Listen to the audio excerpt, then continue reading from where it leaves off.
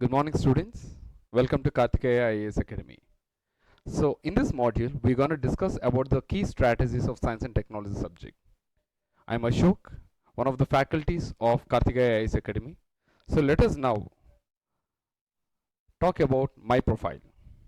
So, I have an experience of 8 years training UPSC aspirants in different domains of science and technology, ecology, international relations, and internal security. I am also an author of Science and Technology and Environment and Ecology. And as you can see, I am certified in psychology as well as mental health studies and about 10 different domains in certifications. And I published about 8 papers in national and international journals as research articles as well as book chapters.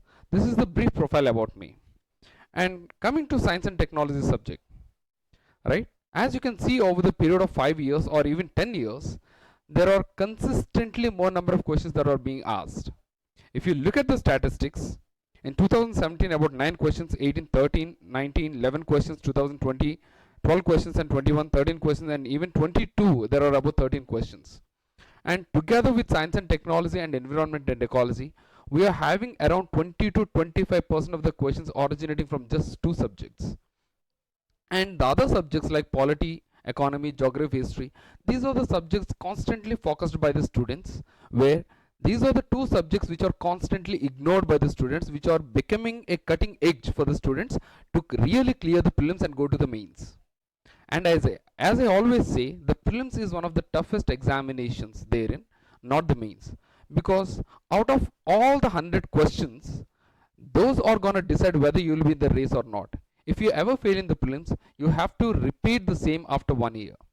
So the prelims is the most crucial part. Out of all the syllabus of UPSC, the 100 questions are going to decide your fate. So we have to maximize as much as possible in the prelims examination to stay in the race forever.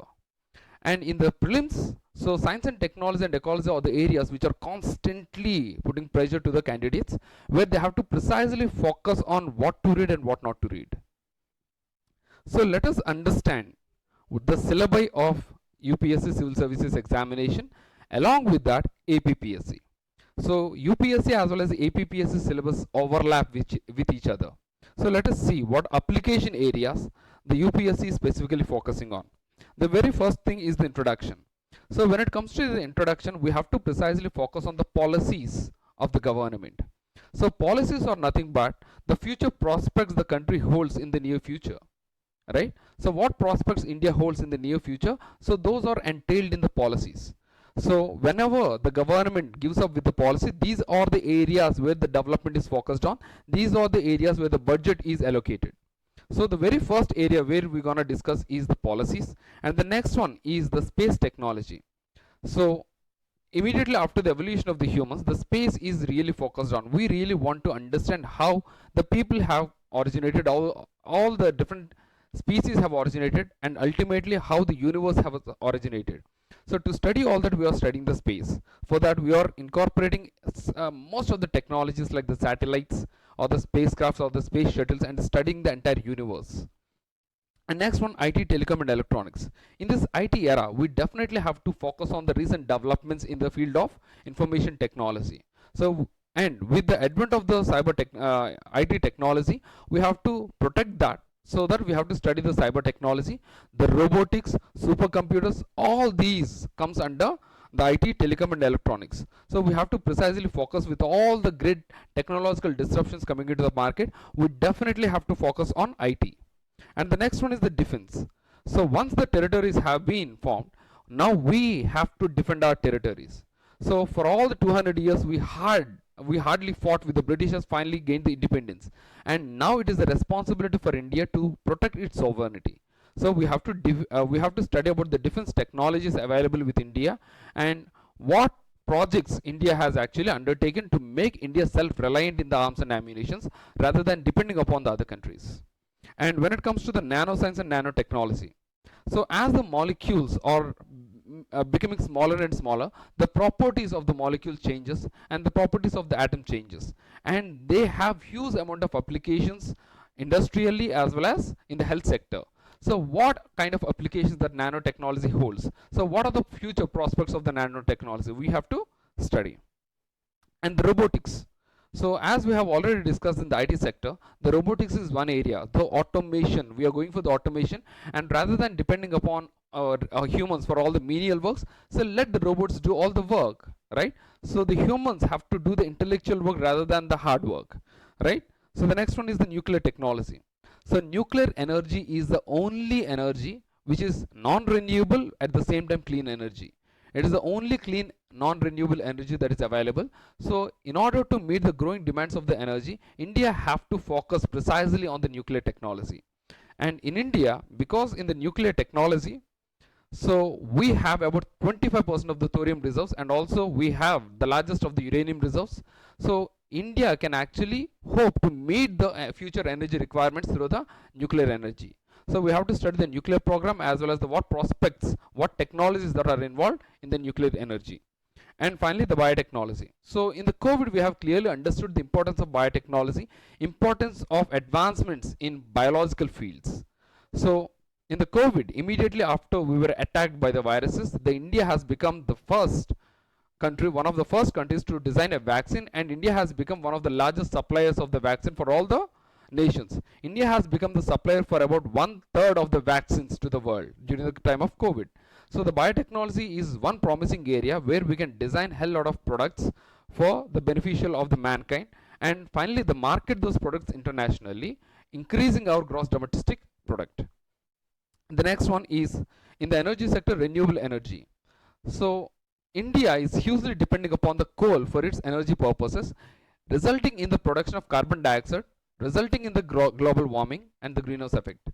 So with the advent of the greenhouse effect, so most of the productivity is being lost and many of the species are dying. So in this era, we have to go for the renewable energy resources. So for that, we have to study renewable energy. This is the only alternative if the humans and the other species wants to survive in a long term. And finally, the achievements of Indians in science and technology. This is the area which is precisely focused for the UPSC mains perspective as well, right? So the Indian scientists and their contributions in the field of science and technology are extremely crucial. So these are the areas which we have to precisely focus on when it comes to both prelims as well as the mains. So let us see how we are actually covering in our book Science and Technology, Advancements of Science and Technology.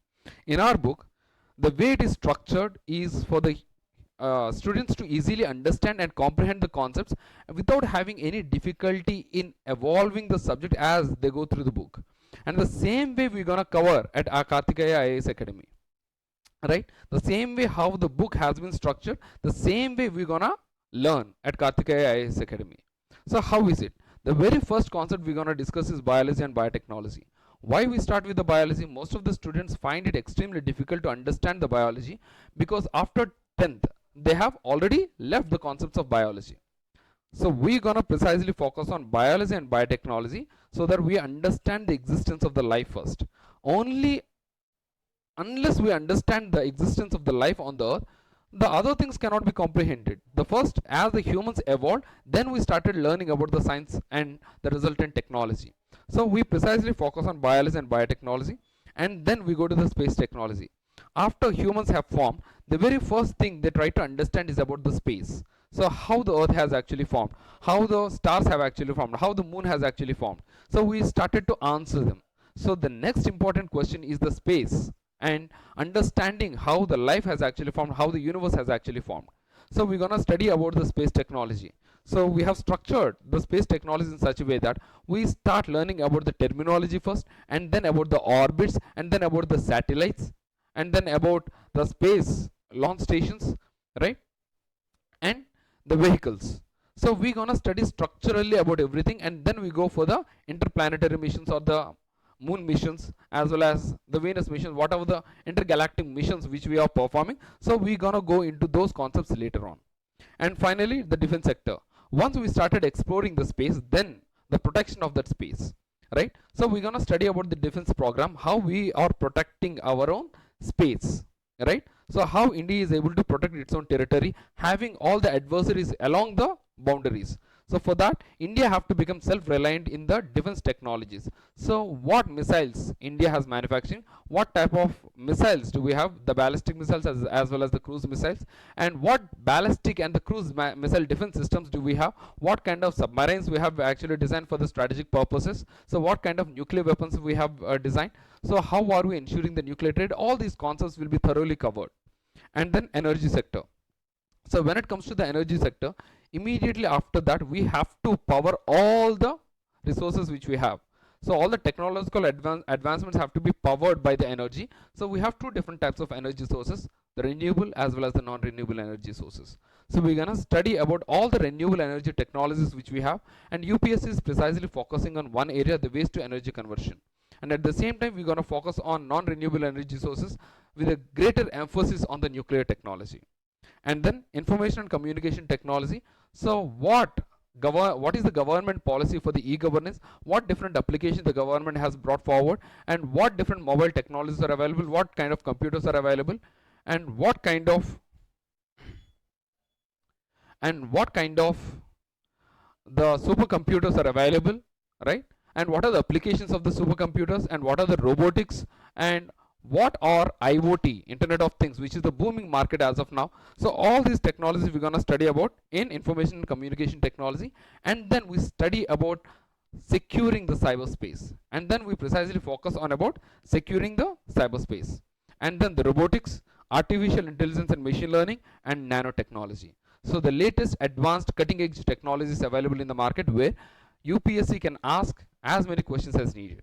And finally, so we have given the greater emphasis on Indian scientists and contributions in such a way that we have segregated the scientists into the ancient age scientists and the medieval India and as well as the modern India, and what contributions Indians have actually done in the areas of science and technology.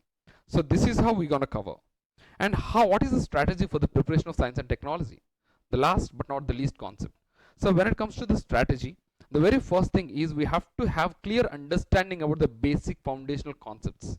So until or unless you do not know the basic concepts, you cannot really apply the technological aspects. You will not be able to understand the technological implications of that. So the very first thing is the understanding the basic concepts thoroughly, right from the definition, right from the title we will be understanding. So what the meaning of the title is, what we're gonna study in that, and what emphasis the Indian government is actually giving in that sector, and how the UPSC might actually evaluate in asking the questions both in prelims as well as in the mains. And then application concepts.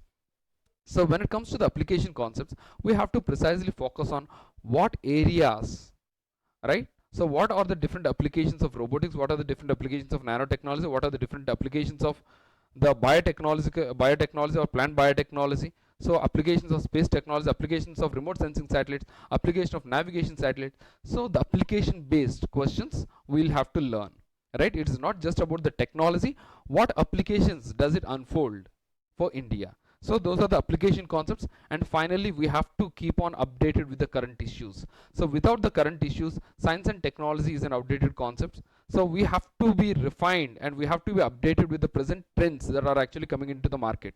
So what technology disruptors are actually present. So today the ChatGPT, natural language processing, so that is a cutting edge technology. And the other cutting edge technology is the blockchain technology. So UPSC might ask more number of questions with related to the related to the cutting edge technologies coming into the market, which can actually give more prospects for the India at the international level. So that is how we're gonna study. And if you have any questions, please put down in the comments below, and we will be able to answer in the next session. Thank you.